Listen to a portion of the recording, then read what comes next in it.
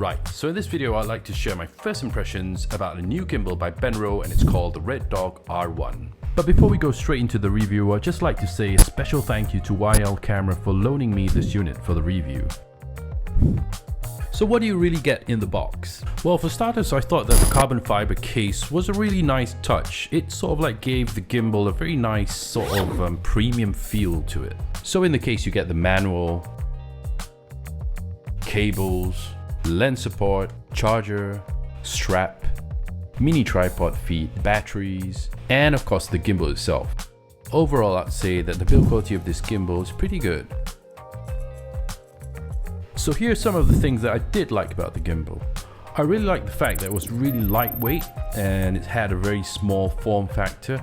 The rubberized grip was really comfortable in the hands. The beautiful space gray tone definitely won me over there. The rotating grip was kind of useful, especially for low angle shots, and the software, now that's definitely where I think it shines. I think the motion time-lapse feature was really a good feature, and it's so easy to use as it's graphically driven. Most of your camera functions can be controlled through the gimbal, and it was pretty easy to change your modes, and it had a light indicator that changed color for different modes. So yeah, I think that was really nice. So what are some of the things that I didn't like about this gimbal? I guess my main gripe would definitely be the fact that it couldn't even hold my X-T3 properly, sort of like without transferring any vibrations if there was any small knocks to it. So yeah, it was definitely disheartening to see the fact that it wasn't that stable. And mind you, the X-T3 with the Samyang lens isn't the heaviest of combinations. Of course, the hand demonstration isn't the best of demonstrations, but personally speaking, every time I walk, a lot of micro jitters gets through the gimbal from my walk alone, so I really don't think it's on. I didn't really like the screw system for this gimbal. I really felt that at times you really felt not so confident that the thing would really stick, and yeah, from time to time you had to tighten it up, so it was kind of annoying. Also, I really wish that it came with a tripod plate for this camera, because personally speaking, it is quite difficult to always, adjust things every time you take out the camera. So that's definitely a big minus for me.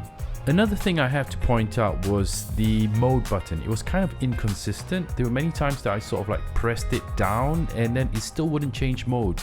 And you would have to press it a certain way and a certain speed, and then it would decide to change mode. And that was when it did want to change mode. So yeah, that's definitely not on. I know I'm gonna get some hate mail from some of you Benro fanboys out there, but personally speaking, this was pretty much my real experiences using this R1 system, and to be honest, I wasn't really that happy at all. So I just thought of ending the video with some test footage that I took with the gimbal. So the burning big question is, who do I think this gimbal is really meant for? To me, I think the gimbal is really meant for someone who is seeking to buy their first gimbal and is using a really light camera setup and really doesn't want to buy anything too big and bulky to carry around. In my short and brief test with it, I definitely enjoyed the sheer size of it because it doesn't really attract too much attention, but it definitely just didn't deliver the results I was used to expecting from my Crane 2 gimbal, which gave me a whole new appreciation for my Crane 2 gimbal, which is a good thing. If you really must have a rotating handle gimbal and something that is light and pretty much can do the job, albeit not flawlessly, then this is definitely worth checking out at this price point. So if you did like this review, please give us a thumbs up and please do subscribe to our channel for more content like this. See you guys in the next video then.